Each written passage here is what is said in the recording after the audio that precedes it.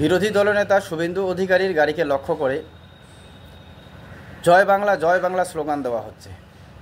আবার আমরা কোনো সময় দেখেছি যে আপনারা হয়তো দেখবেন সোশ্যাল মিডিয়ায়, সেটাও ভাইরাল হয়েছে, যে দেব আসছিল বাগডোগরা এয়ারপোর্টে একজন বিজেপি সাধারণ কর্মী, তিনিও কিন্তু জয় শ্রীরাম ধ্বনি লাগিয়েছিলেন। আপনাদের মনে হচ্ছে হয়তো আমরা সাধারণ মানুষ, সাধারণ পার্টির কর্মী, আমাদের এত আবেগ, এত রক্তের গরম, বিশেষ করে এত চুলকানি কিসের?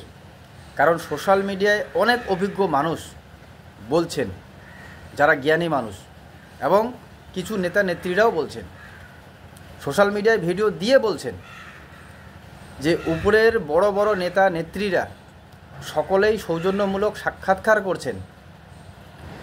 বিজেপি মহিলা মন্ত্রীর বার্থডে সেলিব্রেট করছেন সায়নী ঘোষ, মহুয়া মৈত্র। দীঘায় দেখলেন যে দিলীপ ঘোষকে মুখ্যমন্ত্রী স্বয়ং আমন্ত্রণ জানালেন। কিন্তু আমরা সাধারণ মানুষ এগুলো দেখেও শিখি না। আমাদের এতটাই আবেগ, এতটাই রক্তের গরম এবং এতটাই চুলকানি বলা যেতে পারে।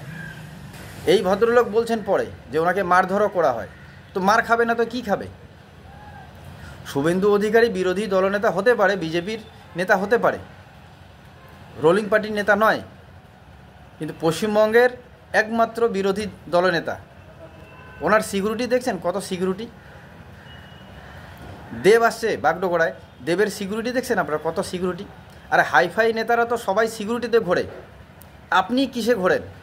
আপনি জয় বাংলা বলে আপনি সোশ্যাল মিডিয়ায় নিজেই বলছেন আপনাকে মার খেতে হলো, মারছে।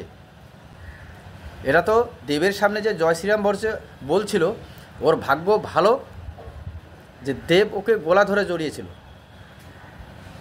যদি ইচ্ছা করতো তো সেখানেও কিন্তু ওই ব্যক্তিও মার খেতেন। তো সাধারণ মানুষকে বুঝতে হবে যে উপরের নেতা নেত্রীরা সবাই সৌজন্যমূলক সাক্ষাৎকার করছে, আর আমরা বিজেপি কর্মী, বিজেপি নেতা দেখলে জয় বাংলা বলছি। আবার কিছু বিজেপি কর্মী আছি যারা আবার তৃণমূলের নেতা নেত্রী দেখলে জয় শ্রীরাম ধ্বনি লাগাচ্ছে।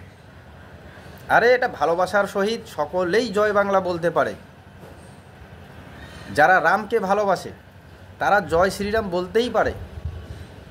তো যাই হোক বন্ধুরা, আমরা একটা সময় আওয়াজ উঠাবো, তাহলেই আমার মনে হয় ভালো হবে।